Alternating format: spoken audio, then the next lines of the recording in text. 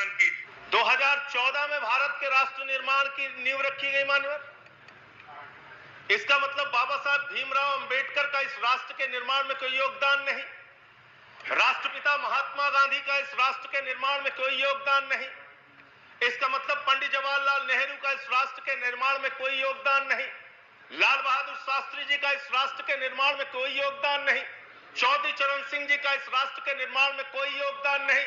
अरे सबको छोड़ दीजिए, क्या स्वर्गीय पंडित अटल बिहारी वाजपेयी जी का भी इस राष्ट्र के निर्माण में कोई योगदान नहीं? आप जब अपनी तारीफ करने लगते हैं तो अपने लोगों को भी भूल जाते हैं।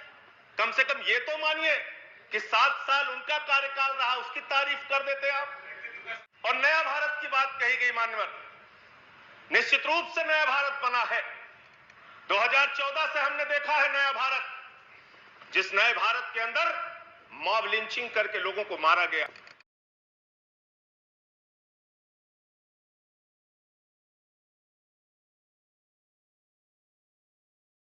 हमने देखा है वो नया भारत जिसमें 15 लाख का वादा करके इस देश के लोगों को धोखा देने का काम किया गया। अरे एक बार ये जो चोर लुटेरों के पैसे विदेशी बैंकों में जमा है ना, उसने भी हम रुपये ले आए ना, तो भी हिंदुस्तान के एक गरीब आदमी को मुफ्त में 15-20 लाख रुपए भी मिल जाएगा।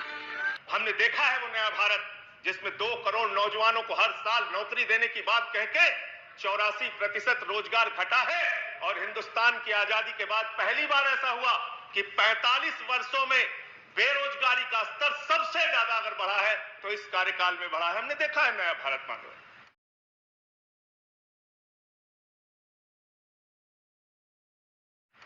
और प्रधानमंत्री जी जिस दिन प्रचंड बहुमत लेकर आए, हम सब ने उनको बधाई दी, शुभकामनाएं दिया मान्यवर। और उन्होंने एक बात कही थी कि सरकारें बहुमत से चलती हैं लेकिन देश सर्वमत से चलता है। बहुत अच्छा लगा सुन के, मन प्रसन्न हो गया। लेकिन हमने देखा वो सर्वमत का देश, हमने देखा किस तरह का वातावरण इस पार्लियामेंट के अंदर बनाया गया, लोकसभा के अंदर बनाया गया। हमने देखा मान्यवर, इस संविधान के तहत इस लोकसभा राज्यसभा का गठन हुआ है। ये लोकतंत्र का सर्वोच्च मंदिर है मान्यवर। और इस सर्वोच्च मंदिर में जय श्री राम का कोई नारा लगा रहा है, कोई अल्लाह अकबर का नारा लगा रहा है, कोई जय मां काली का नारा लगा रहा है, कोई राधे राधे का नारा लगा रहा है। जय भीम, तकबीर, अल्लाह अकबर, जय हिंद। भारत माता की जय। जय श्री राम, वंदे मातरम। इंशाअल्लाह। जय हिंद, जय बांग्ला, खुदा हाफिज, अल्लाह अकबर। बोला नमः पार्वती पते हर हर महादेव। भारत माता की जय। राधे राधे। कृष्णम वंदे जगद्गुरुम। गिरिराज महाराज की जय।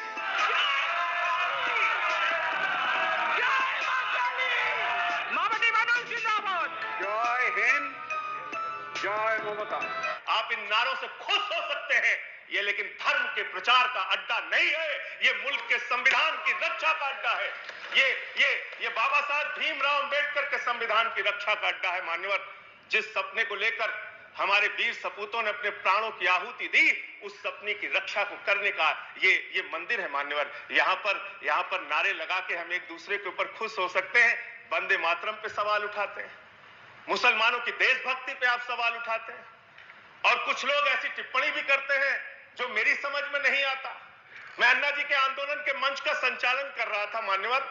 मेवात से एक मुस्लिम लड़की उस मंच के संचालन के दौरान कही कि उसने कहा कि मैं समर्थन देने आई हूं, भाषण देना चाहती हूं। भाषण जब उसने समाप्त किया उस मुस्लिम लड़की ने, तो उसने कहा भारत माता की जय, भारत माता की जय, वंदे मातरम। और मैं उस विचारधारा से सहमत नहीं हूं। मेरा इस्लाम इतना कमजोर नहीं कि वो वंदे मातरम कहने से खत्म हो जाए। इस तरह की सोच के लोग हिंदुस्तान में रहते हैं।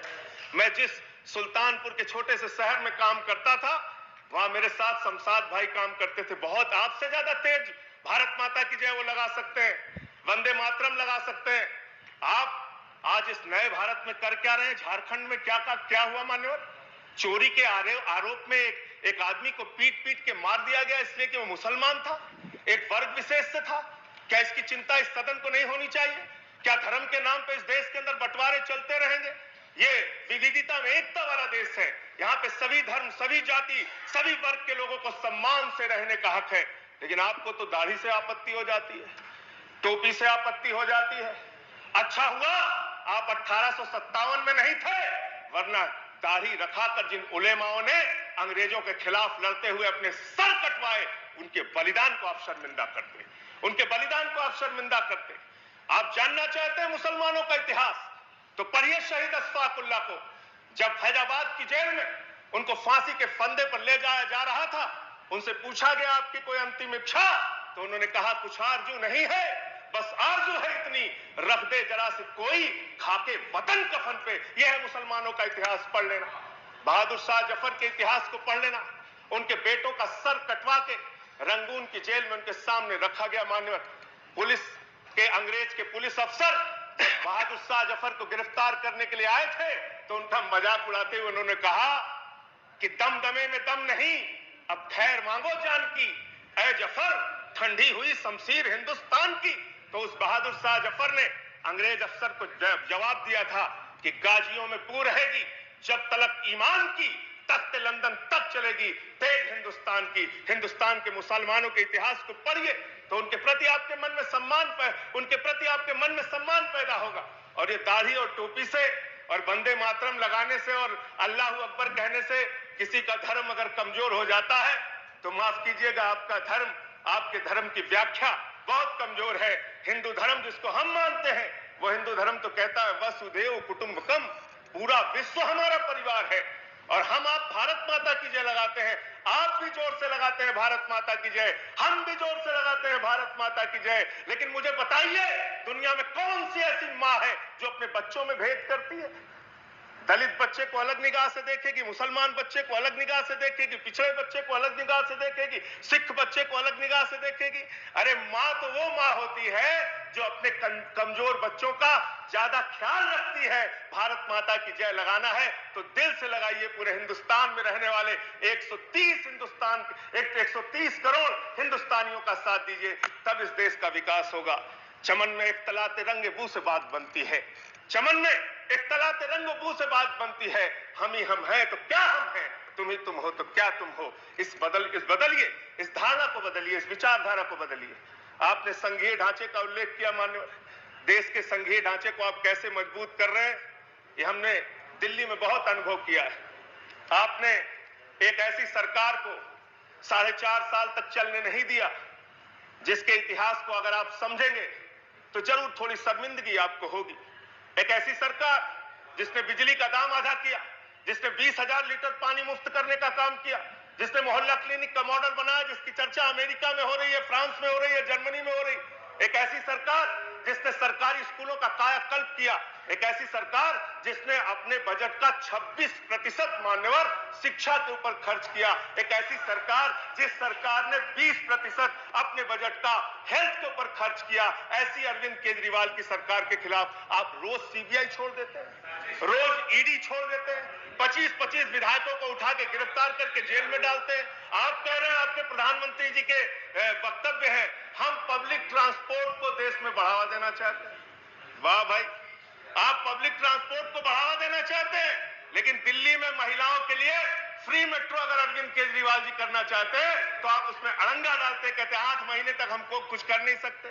अरे फ्री मेट्रो से ट्रैफिक कम होगा, प्रदूषण कम होगा। जो मेट्रो घाटे में चल रही है उसको हम अपने पास से मुनाफे के बजट से पैसा देंगे, आपका लाभ होगा। एयरवेज के हजारों एम्प्लॉई आपकी नीतियों के कारण बेरोजगारी की कगार पे पहुंच गए और अब तक 4 कर्मचारी उनके आत्महत्या कर चुके हैं।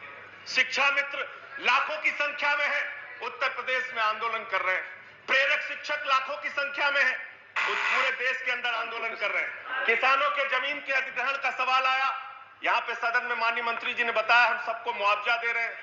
जौनपुर के क्षेत्र में, बुंदेलखंड के क्षेत्र में बहुत सारे लोगों को आज तक मुआवजा, किसानों की जमीन को ले लिया गया, मुआवजा नहीं दिया गया। बेरोजगारी के कारण नौजवान आत्महत्या कर रहा है। आप बड़े बड़े सीमा की सुरक्षा की दावे करते हैं, जवानों की सबसे ज्यादा शहादत आपकी सरकार के दौरान हुआ। किसान खेतों में मर रहा है, जवान सीमा पे मर रहा है, और आप यहां पर बड़े बड़े वादे, बड़ी बड़ी बातें कर रहे हैं। आयुष्मान भारत की चर्चा आपने किया, कहा कि 50 करोड़ लोगों को हम लोगों ने स्वास्थ्य सेवा में 5-5 लाख रुपए का स्वास्थ्य के लिए बीमा योजना उस योजना में आपने इतनी शर्तें लागू कर दी कि अगर आपके घर में मोटरसाइकिल है तो आयुष्मान योजना का लाभ नहीं मिलेगा। अगर आप ठंडा पानी पीते हैं, फ्रिज आपके घर में है, तो आयुष्मान योजना का लाभ नहीं मिलेगा। 50,000 रुपए का अगर आपके पास किसान क्रेडिट कार्ड है तो आयुष्मान योजना का लाभ नहीं मिलेगा। दूसरे वक्ता को आमंत्रित कर रहा हूं। 10,000 की आमदनी मान लो, 10,000 की आमदनी अगर आपकी है तो आपको आयुष्मान योजना का लाभ नहीं मिलेगा। अरे दिल्ली में तो केजरीवाल जी की सरकार ने 14,000 रुपए न्यूनतम मजदूरी कर दी है। आप मजदूरों को भी आयुष्मान योजना में कवर नहीं करते। अंत में इस सरकार के लिए चंद लाइनें बस वही पढ़ के खत्म करूंगा। हिंदू और मुस्लिम के एहसासात को मत छेड़िए, अदम गोंडवी की लाइनें हैं। हिंदू और मुस्लिम के एहसासात को मत छेड़िए, अपनी कुर्सी के लिए जज्बात को मत छेड़िए। हम में कोई हूड़ है, कोई शक, कोई मंगोल है, दफन है जो बात, अब उस बात को मत छेड़िए। कर गलतियां बाबर ने की, चुम्बन का घर फिर क्यों जले, ऐसे नाजुक वक्त में हालात को मत छेड़िए। छेड़िए एक जंग मिलजुल कर गरीबी के खिलाफ, दोस्तों मेरे मजहबी नगमात को मत छेड़िए।